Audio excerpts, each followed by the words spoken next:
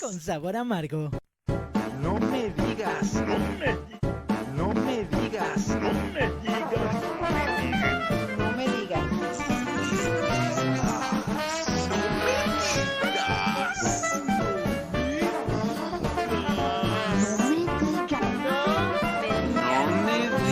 Con sabor amargo. Señores, gracias por estar con nosotros este inicio de semana, ya lunes, último lunes del mes, con el senador Jorge Carlos Ramírez Marín en un programa de Café con Sabor Amargo. Señor senador, gracias por venir. Lo prometido de la deuda y se cumplen sus promesas. Faltó la botarga, pero pues para No, la siguiente. sí que la siguiente ya mejor y platicamos con el junior de Jorge Carlos. Oye, Jorge Carlos, viernes, fue un viernes muy interesante, en el cual rendiste tu primer informe de gobierno en el Senado, pero además con características muy especiales. Vi unas figuras del PRI que se unieron para reconocer el trabajo legislativo que has hecho, tanto figuras nacionales que incluso aquí del Estado, y me llamó mucho la atención de que realmente, a pesar de ser por primera vez en la historia del PRI, un partido, el PRI es oposición real, porque solamente son 11, se hizo un trabajo legislativo por parte tuya. ¿Hubo resultados? Pues yo creo que el primer trabajo que tuvimos que hacer fue organizarnos como oposición. Y debo decirte que el PAN, el PRD, el PRI estén trabajando muy compactos, que en algunas ocasiones se incorpore el Movimiento Ciudadano y las menos veces el Partido Verde, pues bueno, habla de un bloque efectivamente constituido con un único objetivo: cuidar la Constitución.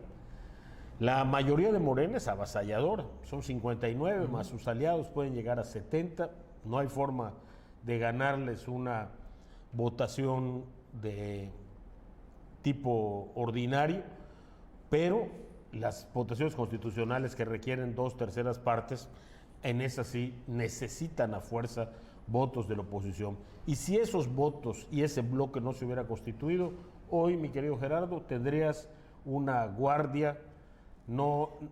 Ahora sí, a pesar que sea de ejército, no una Policía Nacional, sino tendrías una guardia cuasi personal del Ejecutivo, obedeciendo estrictamente lo que el Ejecutivo diga, él como cabeza de esa fuerza, y no sería una fuerza policial, sería una fuerza militar. Lo que tanto criticaron en el pasado, así venía la propuesta. La oposición la cambió porque era constitucional. Cuando se trate de leyes ordinarias, pues va a ser mucho más difícil. Ya se han dado casos. ¿Por qué?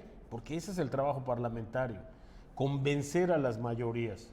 A mí me tocaba, cuando éramos mayoría, convencer a las minorías, pero siempre tiene que haber ese trabajo de consenso, y eso es lo que más me asombra hoy, porque a Morena no siempre le importa tener el consenso. Voten como quieran, voy a votar con mayoría. La línea es esta y me vale gorro, ¿no? Y adiós, muchas veces. Pero fíjate, incluso haber tenido en un año, haber presentado 11 iniciativas, 27 puntos de acuerdo, no se dice fácil, se dice, oye, o sea, no, hay un trabajo interesante por parte del equipo que tienes y por parte de los 11 integrantes del Senado, ¿no?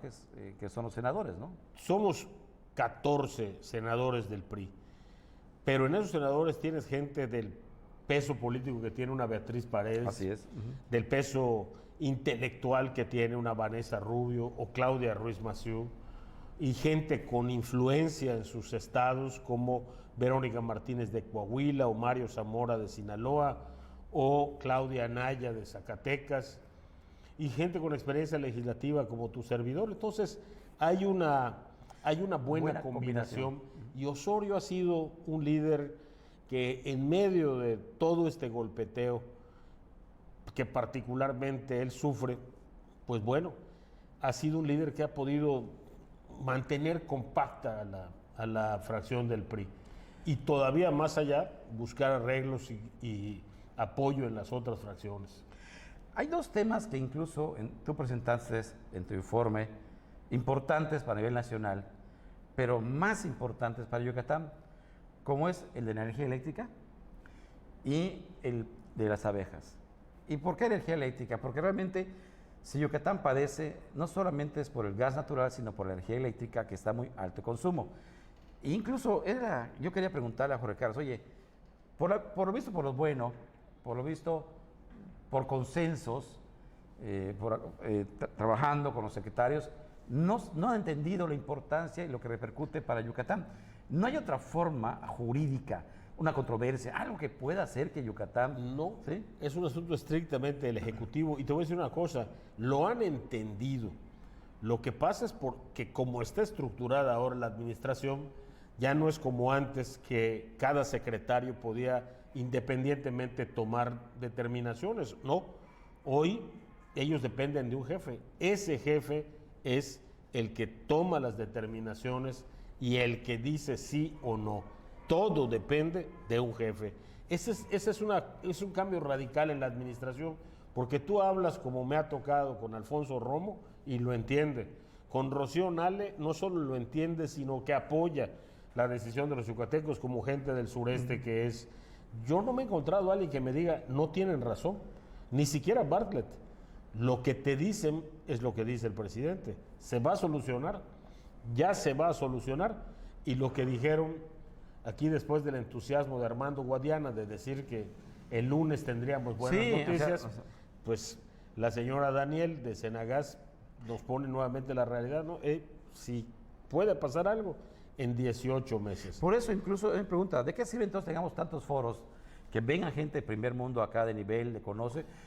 O sea, simplemente sí sirve. O sea, para que sepan el programa. Sirve de dos cosas. Primero, para que estén perfectamente conscientes de que no solo los yucatecos decimos cuál es el problema, cuál es la solución y qué se necesita. Segundo, sirve para que se vayan comprometiendo cada vez más, de tal modo que cada vez son más los que los señalan a ellos y les dicen, no es cosa de Yucatán, ustedes no le han cumplido a Yucatán. Y eso va a ir haciendo una presión cada vez mayor que los va a poner en el camino de resolverlo sí porque sí. Y finalmente sirve porque nosotros mismos los yucatecos, que estamos promocionando el Estado para que vengan a invertir, a veces nos hacemos mala publicidad. Claro. En cambio, en estos foros viene mucha gente que después regresa a sus latitudes y dice, no, pues yo estuve en un foro donde ya casi se resuelve el tema del gas, no hay problemas de seguridad, tienen una cantidad de recursos humanos impresionante, vale la pena ir a Yucatán a invertir. Por eso hemos seguido teniendo inversiones aquí. Mira, hace unos años discutíamos sobre las tarifas domésticas. Hoy estamos discutiendo sobre las tarifas industriales. ¿Por qué? Porque el Estado creció, lleva 6 años creciendo el Estado y los últimos 4 particularmente creció de una manera sobresaliente, más que el resto de la República. Ahora lo que necesitamos es energía, no para nuestra casa, necesitamos energía para mover nuestras industrias y seguir haciéndonos competitivos. Un empresario yucateco que vende camisetas a Estados Unidos, que es el principal proveedor de Nike para todos los Estados Unidos, hoy vende esa camiseta a un precio que si tuviera gas permanentemente y una mejor tarifa, haría muchísimo más competitivo. ¿Y qué significaría eso? Que haría muchas más camisetas, necesitaría muchas más plantas y contrataría mucha más gente. Ese es el tema. Y la Federación lo entiende, pero no encuentra ni en este ni en muchos otros temas la manera de responder rápidamente. Hay que decirlo claramente, estos le han puesto más ganas que los que se fueron. Digo, son mis compañeros y muchos mis compañeros de partido, pero por lo menos aquí yo he visto que el tema no se ha soltado. También nosotros hemos insistido más. El tema no se ha soltado. La administración anterior tuvo la posibilidad de concretarlo. Si hubiera terminado el gasoducto, tuvo la oportunidad de concretarlo si hubiera hecho el proceso que necesitábamos en Zempoala para redirigir para el gas, la reconexión. No se hizo. Y estos llegan y sospechando de todo, porque pues a eso es a lo que se han dedicado, inmediatamente cancelan licitaciones. ¿Cuál es el problema? Nos atrasan más. ¿sí? Y el tema que también, ha sido tu bandera, que es importante, es el de las abejas. Porque sí, la situación del campo yucateco, los amigos con los que hemos estado entrevistando, de los líderes apicultores, decían ellos, ¿de qué sirve que estén dando los insumos, de que nos dan el apoyo, cuando la problemática es la contaminación del manto freático por parte de las granjas, cuando hay una contaminación por parte de las tierras, por parte de los pesticidas, herbicidas y todo lo que ponen? Entonces, o sea, la producción de miel ha bajado tremendamente, pero ¿hasta dónde y por qué el gobierno estatal, federal, no hacen nada para evitar que esas plantas que contaminan, que hacen grandes charcos y lagunas de caca por todos lados, que van premiando el manto freático? ¿Qué pasa con Jarro? Eso sí es más preocupante. Mira, están los problemas de los porcicultores y están los problemas de los agricultores industriales, de las grandes plantaciones, con el uso indiscriminado de plaguicidas, que incluso se utiliza el método aéreo, lo cual es realmente criminal en un estado como Yucatán, que no tiene defensas naturales, que lo que tires en el aire se va a ir para cualquier lado, además de ineficiente, es peligroso. Pues, son muchos problemas, pero no es que no se haya querido hacer nada. Muchas veces no son visibles hasta que la gente lo empieza a decir. Y en el caso de las abejas, para mí es un conjunto que tiene que ver con el medio ambiente. Abejas, plásticos, contaminación de agua, erosión de la franja costera. Todo esto en el caso de Yucatán va unido. No tenemos un presupuesto para enfrentar temas ambientales. Yo siempre me he preguntado por qué Pero una regulación. los temas... Pero muchos son de regulación. Sí, es que el problema es ese. Gerardo, hay miles de regulaciones, Pero no se tantas que tendrías que tener un compendio de este tamaño para realmente empezar una siembra o un cultivo, para poder cumplir con todas. El problema es que tú sabes que no hay forma de que se cumplan porque no hay forma de que se vigile. Entonces, es muy, somos un país en materia de medio ambiente el más adelantado del mundo en legislación y una de las mayores tragedias del mundo en cuanto a contaminación. Entonces, ahí tienes el cañón del sumidero, tienes el caso del tráfico de la vaquita marina y la totoaba, los talamontes y las abejas, la desaparición de colmenas. Hay estados de la República que ya no tienen abejas prácticamente. Y Yucatán, que es un estado que sigue manteniendo cierto volumen, pues se enfrenta ahora a un problema que aparentemente no tiene que ver con el medio ambiente, las falsificaciones chinas, Además, su ingreso al mercado, y eso hace que caiga el precio. Las abejas tienen una particularidad, las tienen que cuidar los seres humanos.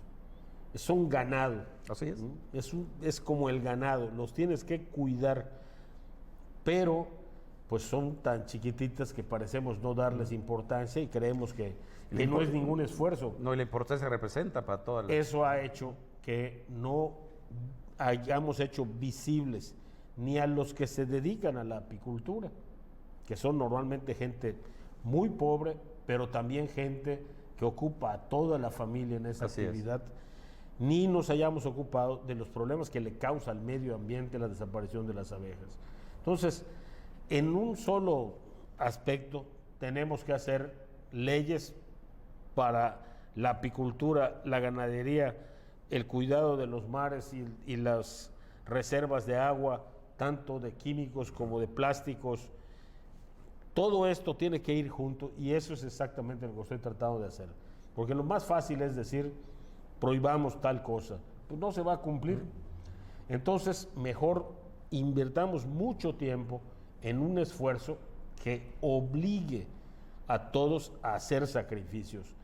El plástico de un solo uso es inadmisible. No podemos seguir ni produciendo ni consumiendo plástico de un solo uso. Ese que solo lo puedes una vez y lo tienes que tirar.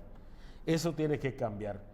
Pero alrededor, por ejemplo, del plástico, tú pensarías que las bolsas de plástico del súper son las grandes villanas, pero hay otros muchos que ocupan un lugar Todo el PET. importantísimo en En la contaminación está el PET, pero también están, por ejemplo, las bolsas de pan de hogaza, Ah, sí, cierto, de gas. que son millones de toneladas. Y no se pueden reciclar, o sea, para otra cosa más que para eso. A menos que tengas una serie de disposiciones que a fuerza hagan que se tengan que reciclar.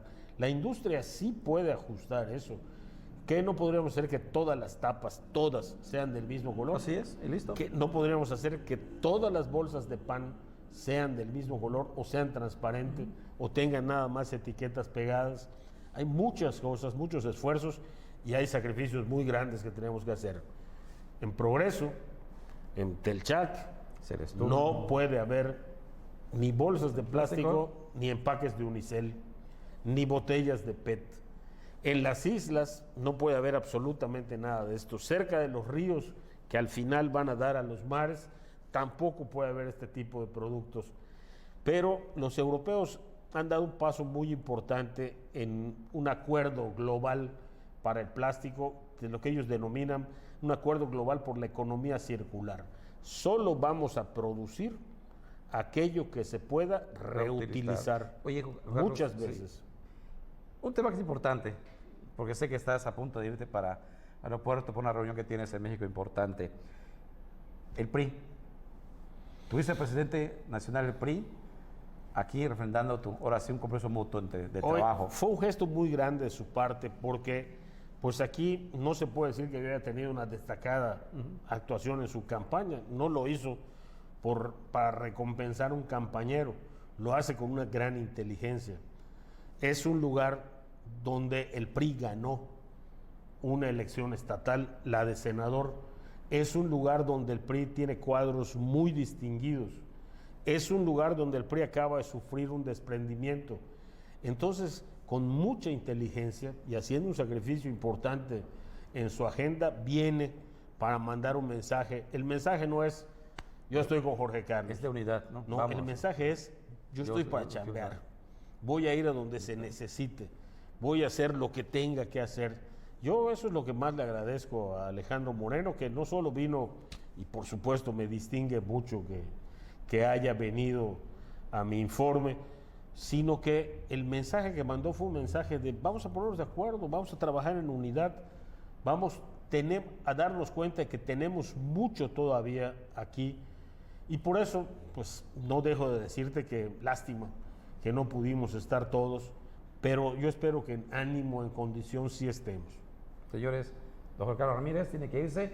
Jorge Carlos, gracias, senador. Comprometida a la Sí. guerra de botargas. ¿sabes? Perfecto. No creas que me quedé muy tranquilo con ese muñequito feo que sacaba. Voy a mostrarte la verdad. Hasta la próxima, señores. Gracias. Me saludas a Correa. ¿Cómo está, Luis? Hasta la próxima. No me digas, no me digas, no me digas.